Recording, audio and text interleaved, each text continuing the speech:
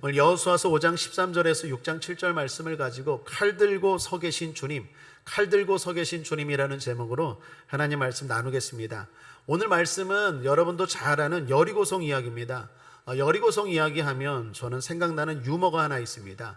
어느 교회에서 있었던 일입니다. 어느 주일 오후에 목사님이 주일학교 아이들 공과 시간에 가보았답니다. 우리 아이들이 성경 잘 배우고 있나 살피러 갔더니 목사님이 오셨다고 아이들과 선생님들이 이렇게 몰려왔답니다. 목사님이 흐뭇해하시면서 한 아이에게 성경 이야기를 물어봤어요. 마침 주일 낮 예배 때 본인이 설교하신 여리고성 이야기를 물었습니다. 한 아이에게 묻습니다. 얘야, 여리고성이 왜 무너졌지? 그러자 질문받은 아이가 겁먹은 얼굴로 말합니다. 제가 안 무너뜨렸는데요. 목사님이 좀 황당했어요. 그래서 그 옆에 있는 담당 주일학교 선생님에게 물었습니다. 선생님, 이 아이가 여리고성 안 무너뜨렸다고 하는데 어떻게 된 겁니까? 그랬더니 선생님이 대답하시기를, 목사님, 이 아이는 착한 아이예요. 안 무너뜨렸다면 안 무너뜨렸을 거예요. 목사님이 잠시 할 말을 잃었어요. 그랬더니 옆에 교회학교 부장 집사님이 말씀하십니다. 목사님, 그거 다시 짓는데 얼마입니까? 제가 특별 건축원금 하겠습니다. 여러분, 여리고성 왜 무너졌습니까? 예배로 무너졌습니다. 예배로 무너졌습니다. 여리고성은 우리가 살다 보면 직면하는 문제를 말합니다. 문제. 최현정이라는 작가가 있습니다. 그 책 제목이 좀 재밌는데, 빨강 머리엔 넌 어때? 난 이래. 제목이 이래요. 책 제목이. 그런데 거기 나오는 글입니다. 소풍 가는 날, 약속 있는 날, 친구 생일 파티하는 날, 어렸을 땐 특별한 이벤트가 있는 날이 기다려졌는데 지금은 아무것도 없는 날이 기다려진다. 회사 안 가는 날, 약속 없는 날, 친구 결혼식 없는 날 등등등. 부디 아무 일이 없어야 할 텐데, 부디 아무 일이 없어야 할 텐데. 과거 제가 서점에서 잠깐 본 책입니다. 당시 이 책이 베스트셀러가 되어서 서점 그 잘 보이는 진열대 중앙에 전시된 걸 봤습니다. 무슨 말입니까? 많은 사람들이 이분의 책에, 이분의 글에 공감한다는 거 아니겠어요? 부디 아무 일이 없어야 할 텐데. 그런데 살다 보면 실제로 어떻습니까? 아무 일이 없습니까? 그렇지 않죠. 예기치 않은 질병의 문제를 만나기도 하고, 원하지 않는 물질의 문제를 만나기도 하고, 맞닥뜨리고 싶지 않은 인간관계의 갈등을 경험하기도 합니다. 아무 일이 없기를 바라는 우리의 바람과 달리 우리의 삶 속에는 끊임없이 문제들이 생기더라라는 것입니다. 실제로는 또한 아무 문제도 아닌데 또 우리가 연약해서 그 문제를 문제로 여기는 경우도 있습니다. 그러니까 유명한 영화 빠삐용 보셨습니까? 그 빠삐용이 그 악마의 섬이라고 불리는 기아나 감옥에서 온갖 고생을 다하다가 결국 탈출을 하죠. 그 바나나인가요? 그거 엮어서 막 탈출을 하죠. 결국 탈출을 해서 나중에 외칩니다. 난 자유다. 이제 끝났다. 그랬더니 옆에 있는 친구가 이렇게 말합니다. 내가 탈출에 성공했어도 내 마음의 감옥에서 벗어나지 못하면 넌 여전히 감옥에 갇혀 있는 거야. 이 가사가, 이 대사가 참 인상 깊었어요. 내가 탈출에 성공했어도 내 마음의 감옥에서 벗어나지 못하면 넌 여전히 감옥에 갇혀 있는 거야. 실제로는 문제가 없는데 우리 마음이 연약해요. 그래서 문제적인 삶을 살고 있을 때도 있다라는 것입니다. 흔히 말하는 기우죠. 쓸데없는 걱정, 문제를 문제로 여기는 연약한 마음. 자, 이 모든 게 다 여리고라 하겠습니다. 오늘 여리고성 이야기는요, 과거에 그냥 있었던 전쟁 이야기가 아니라 오늘 우리가 만나는 문제들을 말합니다. 그 문제들을 하나님은 어떻게 해결하기를 원하십니까? 답은 예배입니다. 사랑하는 여러분, 그러므로 먼저 축복합니다. 예배로 무너뜨리십시오. 예배 드리시길 바랍니다. 하나님이 여리고성 앞에 있는 이스라엘 백성들에게 이렇게 명령하죠. 무장한 군인이 앞장서라. 그리고 그 뒤에 제사장 7이 나팔을 들고 서라. 그리고 그 뒤에는 언약궤, 그리고 맨 마지막에 백성들이 따라가라.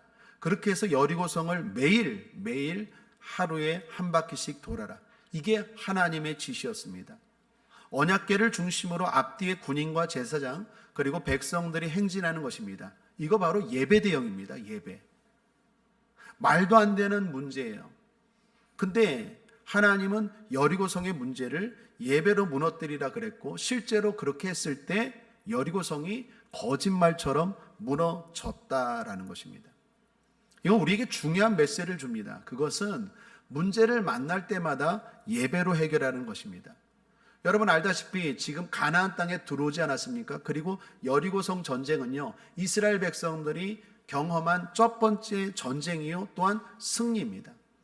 히브리 사람들에게 첫 번째라는 것은 대단히 의미 있는데, 히브리 사고방식의 첫 번째는요, 앞으로도 계속 그렇게 하라는 거예요. 그러니까 여리고성에서 이스라엘 백성들이 예배로 무너뜨린 이 승리는요, 앞으로도 계속 되어야 한다라는 것입니다. 사랑 여러분, 축복합니다. 여러분이 인생 가운데 분명히 여러 가지 문제들을 만날 텐데, 그때마다 문제의 종류는 다르지만 방법은 하나입니다. 예배입니다. 예배로 무너뜨리는 것입니다. 어떤 문제든지 예배 동일합니다. 또 하나는 천국 가는 그날까지 예배하는 것입니다.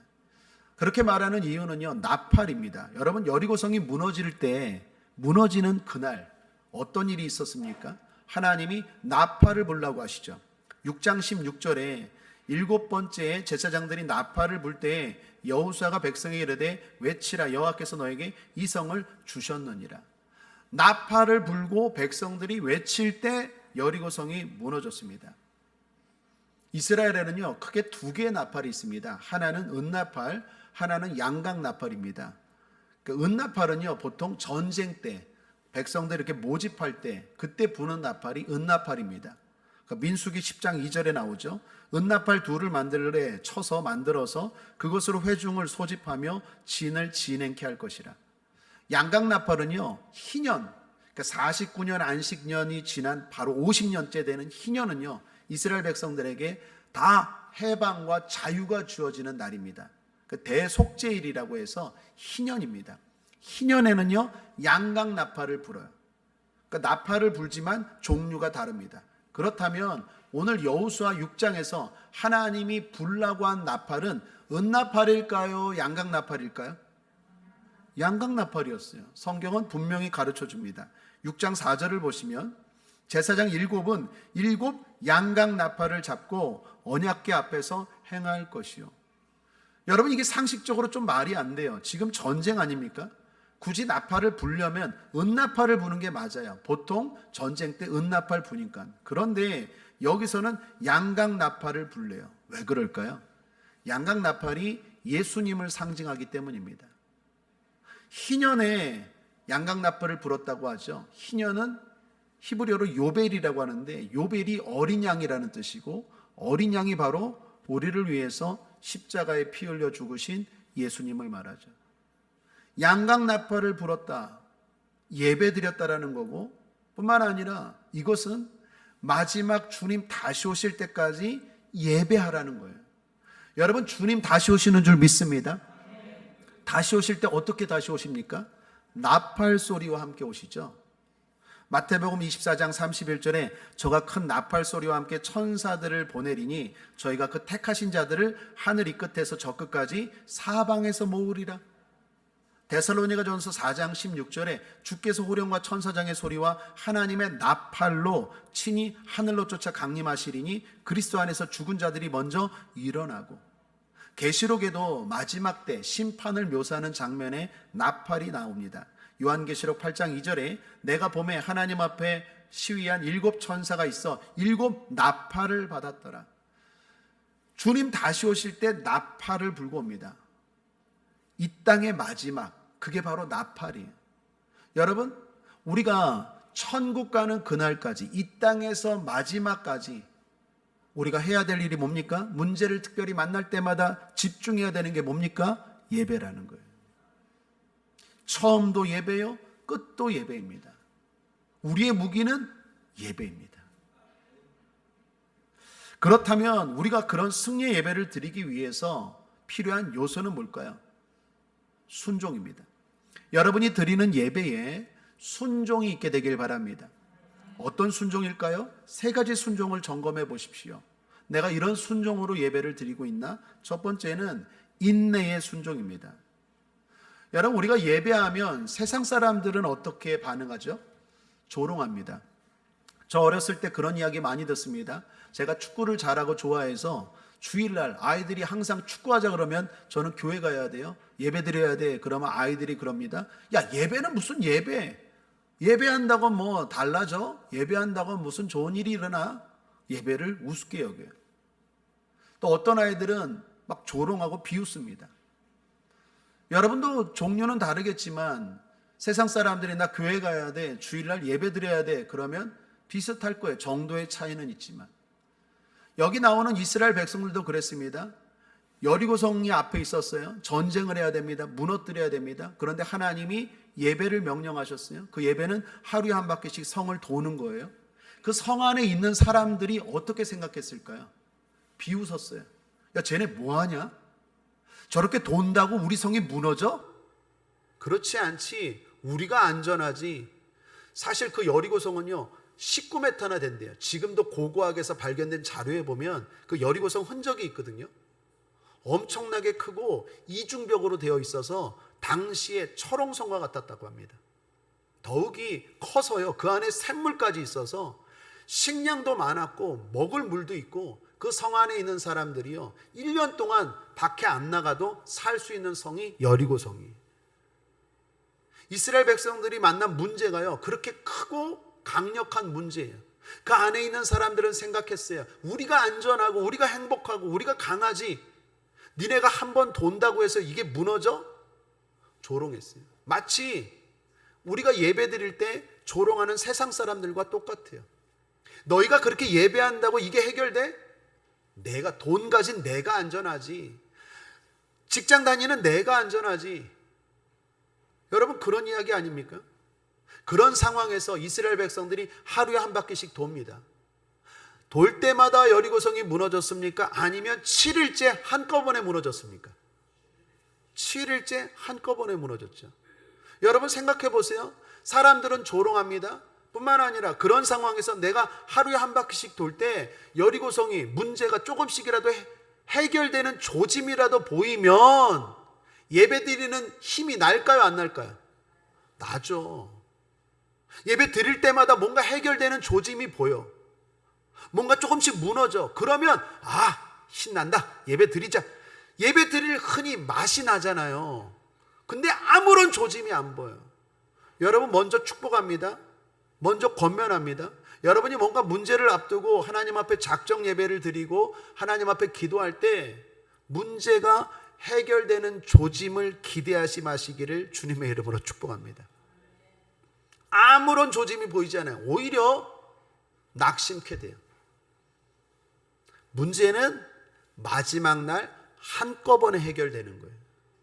한번 따라하겠습니다. 문제는 마지막 날 한꺼번에 해결됩니다. 거기까지는요 절대로 아무 일도 안 일어나요. 자, 내적으로는 아무런 조짐도 안 보여요. 외적으로는 자꾸 조롱해요. 그럼 어떨까요? 사람이 흔들리죠. 그때 필요한 게 뭡니까? 인내. 사랑 여러분, 예배하는 여러분, 인내하시길 바랍니다. 아무런 조짐도 보이지 않는다고 문제가 해결되지 않을까요? 하나님이 일하시지 않을까요? 그렇지 않아요. 내 눈앞에 보이지 않지만 내가 예배할 때 하나님이 일하고 계신 줄 믿습니다. 그러므로 인내해야 돼요. 7일째 되는 날까지 인내해야 돼요. 인내하고 계속 돌아야 합니다. 계속 끝까지 순종하고 예배해야 합니다. 그래야 예배의 분량이 찼을 때 드디어 무너지는 것입니다. 예배하며 인내하시기를 주님의 이름으로 축복합니다. 둘째는 침묵의 순종입니다. 여러분 이렇게 인내하는 데 필요한 게 뭘까요? 침묵입니다. 주님이 여리고성을 돌라 하시면서 특이한 명령을 하셨는데 그게 바로 침묵입니다. 10절 함께 읽어볼까요? 시작. 여호수아가 백성에게 명하여 가로되 너희는 외치지 말며 너희 음성을 들리지 말며 너희 입에서 아무 말도 내지 말라. 그리하다가 내가 너에게 명하여 외치라 하는 날에 외칠지니라 하고 침묵하며 돌래요. 여기 침묵을 아주 강조하고 있습니다. 외치지 말며 음성을 들내지 말며 입에서 아무 말도 내지 말라. 같은 말이에요. 같은 말을 3번이나 반복해서 말합니다. 이는 강조입니다. 이는 침묵을 넘어 자아를 죽이라는 거예요. 예배는요, 나를 내려놓는 거예요. 나는 무지합니다. 나는 연약합니다. 나는 죄인입니다. 나는 할 수 없습니다. 하나님만이 하실 수 있습니다. 하나님이 맞습니다. 하나님은 전능하십니다. 하나님은 강합니다. 이게 바로 예배예요. 그래서 어떻게 해요? 내려놔야 돼요. 이런 자세가 필요합니다. 왜 그럴까요? 그렇지 않으면 쉽게 포기할 수 있기 때문입니다. 여러분, 문제 앞에 예배할 때 그런 생각 안 드셨습니까? 내가 뭐하나? 이렇게 예배한다고 해결이 될까? 저는 과거에 이런 생각 많이 들었어요. 처음에는 그렇지 않은데 뭔가 문제가 있어요. 작정 예배를 드립니다. 하루 이틀, 그런데 한 3일 4일쯤 되면 항상 이런 생각이 들었어요. 이 과연 될까? 해결될까? 치료될까? 응답될까? 될까? 이런 생각이 들었어요. 여러분, 이스라엘 백성들도 마찬가지 아닙니까? 생각해 보십시오. 여호수아가 말합니다. 여리고성을 오늘 한 바퀴 돌아라. 그때 백성들 생각했을 거예요. 아, 심리전이구나. 여호수아가 심리전을 펼치나 봐. 그리고 그때 하루는 순종했어요. 근데 그 다음 날도 또 하루 돌으래요. 똑같아요, 명령이. 그때 여호수아가 명령했을 때 사람들 생각합니다. 이상한 전략도 다 있다. 그러나 여호수아는 뛰어난 지도자니까 알아서 잘하겠지. 그리고 또 순종했을 거예요. 그런데 3일째, 4일째도 명령이 똑같아요. 그러면 그런 상황에서 나아진 건 하나도 없어요. 이쯤 되면 분명 등장하는 사람이 있습니다. 누가 등장합니까? 투덜이가 등장해요. 이게 뭐야? 문제는 지금 여기 있는데 여리고성 앞에서 하루에 한 바퀴씩 돌라 그래서 처음에는 믿고 내가 했는데 이게 뭐야? 좋아진 건 하나도 없고, 그리고 이게 지금 뭐 하는 거야? 오늘도 똑같네. 뭐 예를 들어서 문제가 있어요. 집사님 예배 드리세요. 예배 좀 드리세요. 7일째 예배 좀 드리세요. 그래서 그래도 목사님이 말하니까 체면이 있지. 목사님 체면 살려주기 위해서 한 번은 하루는 순종했네. 근데 그 다음날 이제 목사님 어떻게 할까요? 또 예배 드리세요. 또 드렸어. 셋째 날 또 명령이 또 예배 드리세요. 좋아진 게 하나도 없어. 그런데 명령이 똑같아. 그러면 여러분 어떤 생각이 들어요? 뭐야? 내가 이게 뭐야? 뭐 하는 거야? 이게 과연 될까? 자, 그런 상황에서 말까지 했다고 생각해 보세요. 수많은 생각들이 오고 가요. 내가 이 시간에 예배 드리는 게 맞나? 이게 이 시간에 돈 벌러 가야 되는데, 아니면 어디 누구를 만나러 가서 물어봐야 되는 거예요. 수많은 5만 가지 생각이 나오는데 거기에다가 말까지 하기 시작하잖아요. 그럼 그 부정적인 생각들이 말로 튀어나오면 그 말이 내 삶을 묶어요. 더 나아가 그 말이 전염이 돼요. 하나님이 이거 알까요? 모를까요? 아세요. 그래서 입 다물고 침묵하고 돌라고 말한 거예요. 실제로 이스라엘 백성들 과거 광야에서 가나안 땅에 못 들어온 사람들 대부분이 뭐 때문에 실패했습니까? 불평 때문에 실패했잖아요. 원망 때문에 실패했잖아요. 이스라엘에서 노예였는데 하나님이 구원해 주셨어요. 얼마나 감사한 일입니까? 지옥 갈 자가 천국 갔어요. 얼마나 감사할 일입니까? 그런데 조금만 불편하면 먹을 거 없다고 불평하고 마실 거 없다고 불평하고 계속 불평하는 거예요. 여러분, 불평하기 시작하면요 불행해져요. 말이 나를 묶는다니까요. 말에는 힘이 있어요. 말에는 권세가 있어요. 그래서 권면합니다. 중요한 문제를 두고 예배하고 기도할 때는 샷다마우스 하셔야 돼요. 제가 영어를 잘하죠? 입 다무셔야 돼요. 그렇지 않으면 5만 가지 생각들이 나오는데 그걸 툭툭툭툭 던지기 시작하면 그게 내 삶을 묶어버리고, 그리고 누가? 마귀가. 계속 보는 마귀가, 아니 제가 웬일이야? 예배를 다 드리고, 제가 웬일이야? 예배를 다 드리고, 야, 비상이다, 비상. 저 예배 못 드리게 해야 되는데. 그리고 계속 보고 있다가 불평 하나 툭 나오면 잡았다, 요거. 그리고 어떻게 해요? 계속 마음을 쑤셔놔요. 그리고 결국 여리고성 7일째까지 못 도는 거예요. 분량까지 채우지 못하는 거예요. 포기하는 거예요. 그러므로 사랑하는 여러분, 침묵의 순종이 있게 되길 바랍니다. 하나님은 우리의 생각과 달라요. 하나님의 방법은 우리의 방법보다 위대합니다. 이사야서 55장 8절 9절 함께 읽어보겠습니다. 믿음으로 읽습니다. 시작. 여호와의 말씀에 내 생각은 너희 생각과 다르며 내 길은 너희 길과 달라서 하늘이 땅보다 높음같이 내 길은 너희 길보다 높으며 내 생각은 너희 생각보다 높으니라. 믿습니까? 동의하십니까? 그래서 침묵하셔야 돼요. 하나님의 방법이 이해가 안 돼요. 하나님이 내 문제를 해결해 주시는데 그 해결해 주시는 방법이 이해가 안 돼요. 이해가 안 되는 하나님의 명령에 순종하는 비결은 침묵이에요. 이해가 안 되네? 이해가 안 되네? 왜 해야 돼? 이러는 순간 절대로 순종이 안 돼요. 하나님의 역사를 경험할 수 없어요. 내 작은 머리로 하나님을 판단하게 되고 결국 그러다 보면 하나님의 능력과 해결은 경험할 수 없게 된다라는 것입니다. 그래서 침묵이 지혜입니다. 독수리가 두루미를 좋아한대요. 사냥감 가운데 두루미가 사냥하기 쉽기 때문이라고 합니다. 이유는 두루미가 제잘제잘을 잘한대요. 제잘제잘. 평지를 걸어가도요, 두루미는 가만히 있지 않고 두루두루두루두루 제잘. 공중에 날 때도 두루두루두루두루 그러는데 두릅도 아니고 두루두루두루. 그래갖고 독수리가 아무리 멀리 있어도 두루미 소리는 잘 들어요. 그러니까 두루미가요, 이게 소리 때문에 맨날 잡혀 먹는 거예요. 그런데 조류학자들이 신기한 걸 발견했는데 멀리 날아가는 그 두루미, 나이든 두루미 있잖아요. 좀 연로한 두루미. 두루미에 보니까 죽은 다음에 보니까 입에 돌이 있더래. 돌. 입안에 돌이 있더래요. 돌을 물고 날더래요. 왜 나이든 두루미가 입안에 돌 물고 날을까요? 침묵하기 위해서. 독수리한테 잡히지 않기 위해서. 여러분, 미물도 지혜가 있어요. 중요한 문제를 앞두고 하나님 앞에 기도할 때, 하나님의 능력을 바랄 때 침묵하십시오. 하나님의 방법이 이해가 되지 않아요.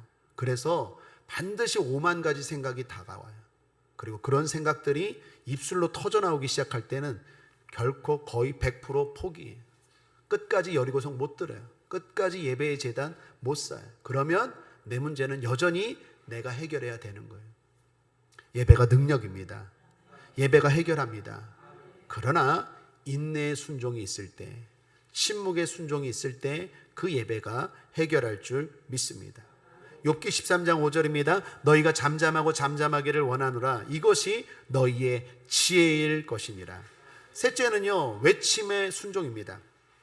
마지막 7일째 성이 무너지는 순간입니다. 주님이 나팔을 불고 동시에 외치라고 말합니다. 20절. 이에 백성은 외치고 제사장들은 나팔을 불매 백성이 나팔 소리를 듣는 동시에 크게 소리질러 외치니 성벽이 무너져 내린지라. 자, 6일 동안은 침묵했어요. 오직 양각 나팔 소리만 들었어요. 양각 나팔 소리는 지금으로 말하면 뭡니까? 주님의 소리, 복음입니다. 예수님의 소리, 복음만 6일 동안 들었어요. 침묵하고 들었어요. 그렇게 충만하게 들은 다음에 7일째 되는 날 나팔 소리와 함께 외쳤을 때 성벽이 무너졌어요. 여러분 주목하십시오. 외칠 때 해결됩니다. 고백할 때 해결돼요. 여러분 구원이 어떻게 이루어집니까? 로마서에 보면 마음으로 믿어 의에 이르고 입으로 시인하여 구원에 이른다고 했어요. 결론은 고백해야 돼요. 결론은 말해야 돼요. 그런 의미에서 한번 따라하겠습니다. 좋은 일이 일어납니다. 문제가 해결됩니다. 질병이 치료됩니다. 내 자녀가 잘 됩니다. 내 앞길이 열립니다. 말해야 돼요. 고백해야 돼요. 옛날에 읽었던 조엘 오스틴 목사님의 책 가운데 이런 말이 있어요. 산이 높다고 불평하지 말고 산을 향하여 하나님의 위대하심을 선포하라. 멋있는 말이에요. 여러분, 산이 높다고 불평하지 마십시오. 문제가 크다고 불평하지 말고 문제보다 크신 하나님을 그 앞에 선포하시길 바랍니다. 그게 믿음의 사람의 모습이고, 그럴 때 기적이 일어나는 줄 믿습니다. 자, 그런데 무조건 말하는 게 준 게 아니라 그 전 단계가 있어야 되겠죠. 6일 동안 복음의 소리로 충만히 들은 다음에, 그냥 무조건 믿음도 없이 아무런 생각도 없이 좋은 일이 일어납니다, 문제가 해결됩니다, 능력이 없어요. 여러분, 영적인 세계입니다. 마귀가 다 알아요. 복음의 소리로 6일 동안 충분히 들은 다음에, 침묵하고 예배한 다음에, 내 안에 믿음이 굳건하게 선 다음에 좋은 일이 일어난다, 문제가 해결된다, 기적이 일어난다. 이럴 때 해결되는 거지, 내 안에 세상적인 것들로 가득해, 온갖 걱정, 근심, 염려로 확신도 없어. 그런 상황에서 고백한다고 마귀가 떠나가거나 문제가 해결되지 않아요. 베드로전서에 보면 이렇게 말하죠. 5장 8절 9절입니다. 근신하라, 깨어라, 너희 대적 마귀가 우는 사자같이 두루다니며 삼킬 자를 찾나니 너희는 믿음을 굳게 하여 저를 대적하라. 그냥 대적이 아닙니다. 믿음을 굳게 하여 대적하는 거예요. 그냥 말하는 게 아니에요. 믿음을 굳게 하여 말하는 거예요. 근데 그 믿음은 어디에서 나옵니까? 하나님의 말씀을 침묵하고 드린 그 예배의 힘에서 나오는 거예요. 그렇게 외칠 때 무너지는 것입니다. 자, 그러므로 정리하면 인내와 침묵 그리고 고백의 순종이 담긴 예배를 드릴 때 우리 앞에 여리고는 무너질 줄 믿습니다. 사랑하는 여러분, 문제가 많은 여러분, 예배하십시오.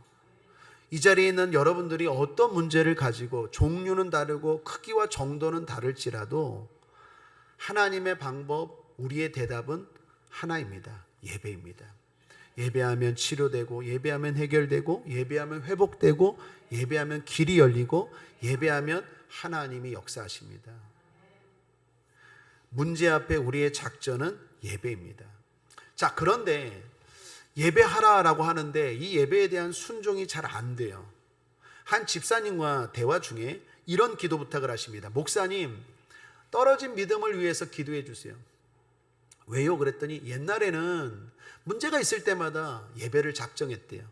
새벽 예배 작정하고, 성충 예배 작정하고, 주일 예배 작정하고, 이렇게 작정하고 예배 드리면 거짓말처럼 진짜 큰 문제도, 지금 생각해보면 말도 안 되는 큰 문제도 그때는 쉽게 해결되고 순적하게 해결됐는데 지금은 아는데 안 된대요. 그때는요, 새벽 예배, 성충 예배, 하나님 주시는 감동을 가지고 예배를 작정했대요. 그러면서 말합니다. 예배의 작정이 그분의 작전이셨대요. 아, 참 이 말이 멋있더라고요. 여러분 한번 따라할까요? 예배의 작정이 우리의 작전입니다. 여러분, 예배를 작정하십시오. 아, 내가 지금 이 문제를 만났다. 내 자녀의 문제, 질병의 문제, 예배를 작정해야겠다. 예배를 작정하셔야 돼요. 내 마음을 딱 정하고 예배를 작정하고 드릴 때 그 문제가 무너지고 해결되는 거예요. 여리고성처럼. 그런데 지금은 그게 잘 안 된대요. 아는데 안 된대요. 저에게 묻습니다. 어떻게 해야 할까요? 사실 이건 이스라엘 백성들과 여호수아도 마찬가지였습니다. 처음에는 잘했지만 나중에는 잘 안 되죠. 우리 알다시피 여호수아 7장에 보면 아이성 전투에서는 이스라엘 백성들이 패하죠. 아이성 전투 때는 왜 패합니까? 예배로 안 했어요. 왜 예배로 안 합니까? 만만하거든요. 여러분 마찬가지입니다. 어떤 사람 보통 질병을 놓고 기도 부탁하면 암 같은 거는 기도 부탁 자주 올라와요. 잘 올라옵니다. 그런데 목사님 무좀 좀 해결해 주세요. 이런 거 별로 안 올라오잖아요. 그죠? 왜요? 그건 작은 문제이니까. 그런데 기억하셔야 될 게 주 없이 살 수 없네. 하나님이 도와주지 않으면 아무리 작은 문제도 내 힘으로 안 돼요. 근데 이스라엘 백성들이 착각했어요. 여호수아 7장의 아이성은요, 조그만 성이거든요. 여리고성은 이따만큼 커요. 그러니까 하나님 앞에 순종하고 예배하니까 무너뜨렸는데 아이성은 내 힘으로 했더니 안 되네. 되지 않죠. 될 것 같지만 안 되죠. 꼬이죠. 힘들어지죠. 그러므로 깨닫는 거예요. 모든 크고 작은 문제의 해결은 예배구나. 근데 이게 알면서도 순종이 안 돼요. 여호수아도 그랬고 이스라엘 백성들도 그렇고 여러분도 그렇고 우리 모두의 문제입니다. 자, 답이 뭘까요? 발견입니다. 여러분, 저는 오늘 설교 본문을 여호수아서 6장 1절부터 잡지 않고 여호수아서 5장 13절부터로 잡았습니다. 보통 여리고성 이야기는 6장 1절부터 잡고 설교합니다. 그리고 메시지는 순종이에요. 순종하십시오. 예배드리십시오. 순종하고 예배드리십시오. 인내하고 예배드리십시오. 침묵하고 예배 잘 드리십시오. 끝까지 예배드리십시오. 그리고 마지막에 믿음으로 고백하십시오. 문제가 해결됩니다. 보통 이렇게 설교하는데 제가 오늘 집중하고 여러분들과 나누고 싶은 것은 아는데 잘 안 되잖아요. 여러분, 예배가 능력인 줄 믿습니다. 근데 잘 안 드리잖아요. 아멘은 잘하는데 그잖아요. 예배가 해결할 줄 믿습니다. 근데 안 드리잖아요. 안 나오잖아요. 철야 예배 안 나오고 수요 예배 안 나오고 새벽 예배 안 드리고 머리로는 알아요. 아멘도 잘해요. 근데 안 되잖아요. 자, 이 부분 집중하기를 원해요. 왜 안 될까요? 왜 안 될까요? 발견을 못해서 그래요. 오늘 여호수아가 하나님의 명령에 순종합니다. 사실 이건 말도 안 되는 명령이에요. 여리고성을 앞에 두고 전쟁을 해야 되는 사람 앞에서 지금 무장해제를 하고 예배드리라는 거예요. 여러분, 제가 여러분이 지금 큰 문제를 가지고 있어요. 당장 돈을 못 구하면 집에서 쫓겨날 상황이에요. 마음이 급해요. 그런데 제가 집사님 일로 오세요. 여기 예배합시다. 그러면 여러분 어떨까요? 어떨까요? 목사님, 지금 제가 예배드릴 상황이 아니에요. 이러지 않겠어요? 지금 내 아이가 막 힘들어, 어려워. 이거 어떻게 할까 고민해. 근데 목사님이 지금 집사님 아이를 놓고 기도하고 예배합시다. 아, 목사님 지금 그럴 때가 아니에요. 내 아이 지금 어떻게 결정해야 되는데. 여러분, 그렇지 않겠어요? 지금 그게 여리고성이라니까요. 전쟁을 해야 돼요. 무기를 구입해야 돼요. 성이 장난이 아니에요. 그런데 그런 성 앞에서 지금 여호수아에게 예배를 명령했는데 신통방통한 것은 여호수아가 순종했다는 거예요. 어떻게 순종할 수 있었을까요? 그 답이 5장에 나와요. 5장 하반절에. 자, 5장 13절 보십시오. 여호수아가 여리고에 가까웠을 때에, 여리고성이 가까이 왔습니다. 이때 여호수아의 마음이 어땠을까요? 답답해요. 여리고성을 보니까 장난이 아니에요. 야, 이거 진짜 크네. 여리고성은 정말 커요. 문제는 정말 커요. 그런데 우리가 가진 무기는 변변한 게 없어요. 뭐 투석기라든지 아니면 뭐 사다리 같은 거 있잖아요. 옛날 성을 무너뜨리려면 그런 무기도 없고, 또 우리 용사들도 우리 군 백성들도 그렇게 강하지 않아요. 여리고성 앞에서 지도자 여호수아가 어떤 마음이 들었을까요? 고민합니다. 이거 어떻게 해결하지? 어떻게 해결하지? 고민해요. 문제 앞에서 고민하는 여러분들과 똑같아요. 그런 상황에서 여호수아가 한 사람을 발견합니다. 13절 함께 읽죠. 시작.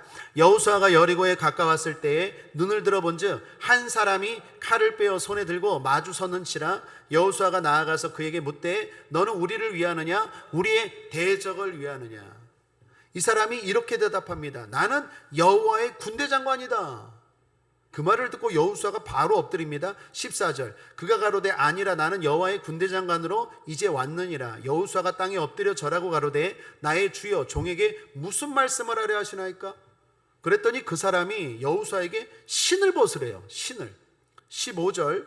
여호와의 군대 장관이 여호수아에게 이르되 내 발에서 신을 벗으라. 내가 선 곳은 거룩하니라. 여호수아가 그대로 행하니라.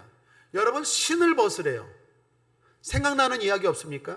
모세가 떨기나무 가운데 불이 붙었어요. 이게 뭐지? 하고 가까이 갔는데 거기에서 하나님의 음성이 들리죠. 모세야 모세야 네가 선 곳은 거룩하니 신을 벗으라. 모세가 하나님을 만날 때 하나님이 하신 말씀이에요. 그러므로 지금 여호수아가 만난 이 사람은 누구입니까? 하나님이에요. 6장에 넘어가면 여호와의 군대 장관이라고 했던 사람이 여호와로 바뀝니다. 6장 2절을 보세요. 여호와께서 여호수아에게 이르시되, 누구께서?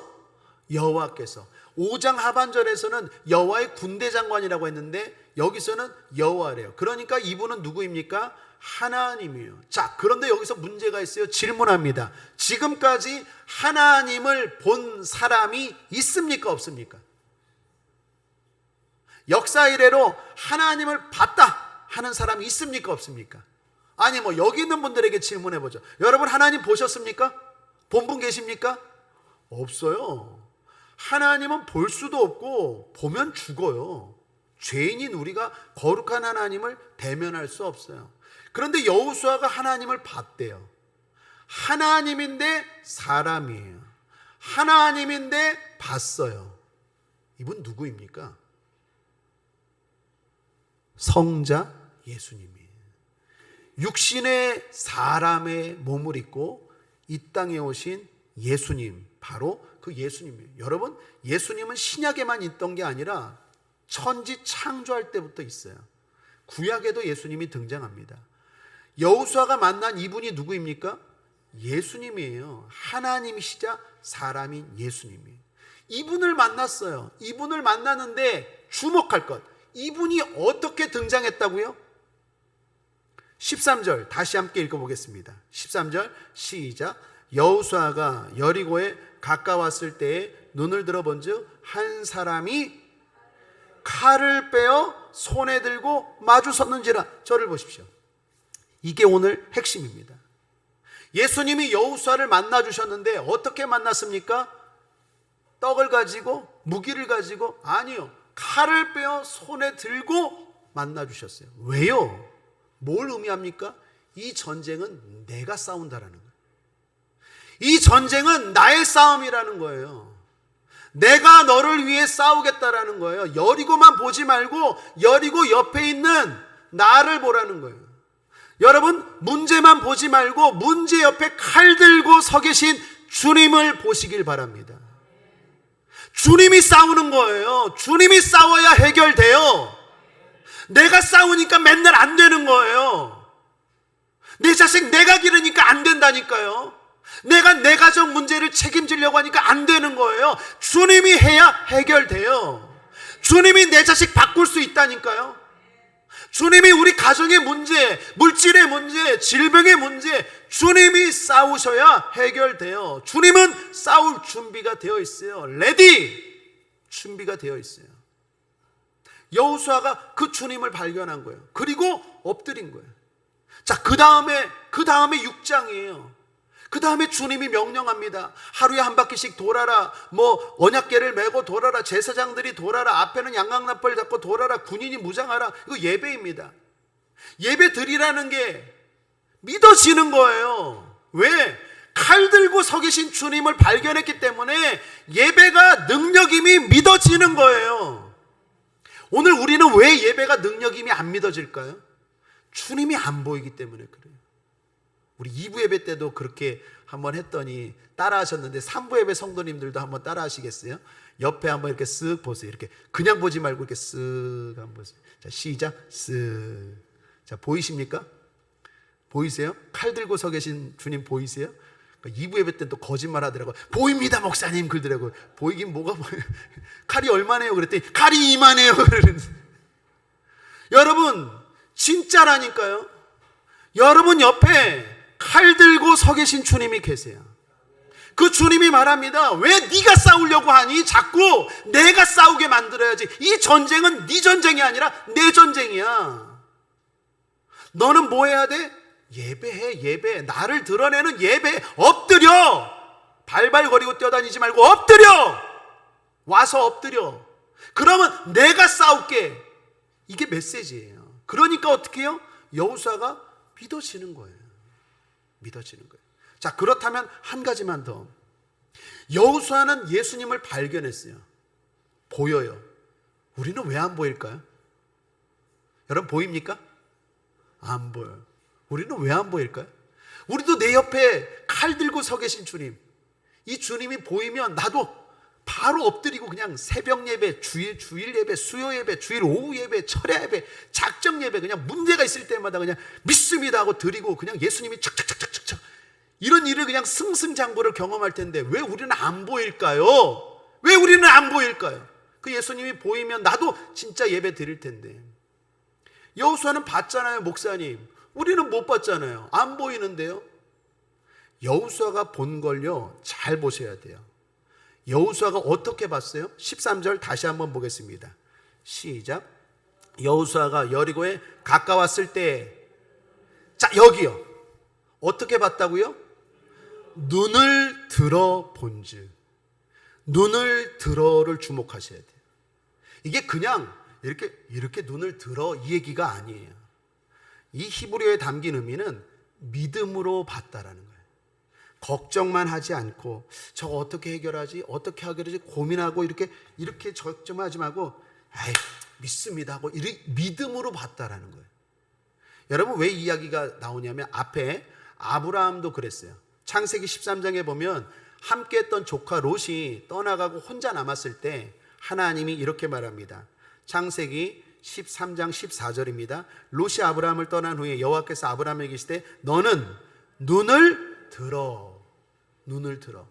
18장에서도요 2절에 눈을 들어본즉 사람 셋이 맞은편에 섰는지라. 이 사람 셋은 삼위일체 하나님, 천사로 오신 하나님을 말해요. 여러분 아브라함도요 하나님을 대면할 때 눈을 들어, 그냥 보다라고 말할 수도 있는데 눈을 들어라는 것은 믿음으로 봤다라는 거예요. 여러분 믿음이 있습니까? 하나님이 아버지인 거 믿습니까? 하나님이 예수 그리스도를 통해서 우리를 구원하신 거 믿습니까? 여러분도 믿음이 있잖아요. 그 믿음의 눈으로 드십시오. 보여요. 영안이 열릴지어다. 육의 눈으로 보는 게 아니라 믿음의 눈으로 보는 거예요. 주님이 내 곁에 계심이 느껴져요. 저는 어쩔 때는 찌릿찌릿해요. 주님이 내 곁에 계신 게 느껴져요. 찌릿찌릿해요. 육의 눈으로 보는 게 아니라 믿음의 눈으로 보는 거예요. 여러분 삶에서 그런 거 경험하지 않습니까? 내가 혼자 운전하는 것 같지가 않아요. 나는 실수했는데, 나는 잘못했는데 내가 혼자 있는 것 같지가 않아요. 주님이 내 곁에 계신 게 느껴지지 않습니까? 믿음의 눈을 들면 주님이 보이는 거예요. 여호수아만 보는 게 아니라 지금 우리도 볼 수 있어요. 믿음으로 고개를 드십시오. 걱정만 하지 말고, 염려만 하지 말고, 고민만 하지 말고 드십시오. 들면 누가 보여요? 칼 들고 서 계신 주님이 보여요. 그 주님이 보이면 예배는 당연히 순종이 가능해요. 왜요? 주님이 칼 들고 서 계시는데. 이거 내 싸움이라고, 내가 싸워주겠다고 말하는데 왜 어찌 예배를 안 드리겠어요? 주님 가만히 계세요. 내가 한번 싸워볼게요. 그럴 사람이 있어요? 아니요, 당연히 없죠. 왜 예배에 대한 순종이 안 될까요? 다시 말합니다. 믿음으로 칼 들고 서 계신 주님을 못 보기 때문에. 반대로 왜 예배가 기쁨이 되고, 왜 저 사람은 예배 때마다 나오고, 왜 저 사람은 또 예배 드리고 또 예배 드릴까요? 그 사람은 보이니까. 그리고 더 나아가 그때마다 해결되니까. 그러니까 예배가 신나는 거예요. 나는 왜 예배가 안 될까요? 안 보여요. 그냥 근근히. 그러니까 싸우는 것도 힘들고 예배 드리는 것도, 모든 게 다 힘들어요. 영안이 열릴지어다. 믿음의 눈으로 주님을 발견할지어다. 말씀을 정리합니다. 칼 들고 서 계신 주님이라는 제목으로 은혜 나누었습니다. 인생의 문제 앞에 우리의 작전은 예배의 작정입니다. 이는 천국 가는 그날까지 변함없는 우리의 무기입니다. 그 예배는 인내, 침묵, 고백이라는 순종이 담겨 있어야 합니다. 그런 예배를 드리기 위해서는 무엇보다도 발견해야 합니다. 순종은 발견에서 비롯됩니다. 칼 들고 서 계신 주님을 믿음의 눈으로 발견해야 합니다. 그렇다면 오늘도 예배가 엄청난 능력임을 알게 될 것입니다. 사랑하는 여러분, 예배로 해결하십시오. 예수 승리. 기도하겠습니다. 하나님 아버지, 예배가 능력입니다. 예배 드렸을 때 여리고성이, 말도 안 되는 여리고성이 무너졌습니다. 그렇습니다. 예배하면 말도 안 되는 기적이 일어납니다. 그 예배에 대한 순종, 예배에 대한 신뢰, 예배에 대한 믿음 우리 모두 갖게 하여 주옵소서. 칼 들고 서 계신 주님을 바라보고 오늘도 믿음으로 예배하는 하나님의 자녀들 되게 하여 주옵소서. 그래서 질병의 문제 해결되고 마음의 소원들 이루어지고 가정의 문제 다 해결되고 주님 안에서 근심과 고민이 아니라 기쁨과 응답과 승리로 나아가는 하나님의 자녀들 되게 하여 주옵소서. 감사드리며 예수님의 이름으로 축복하고 기도했습니다. 아멘.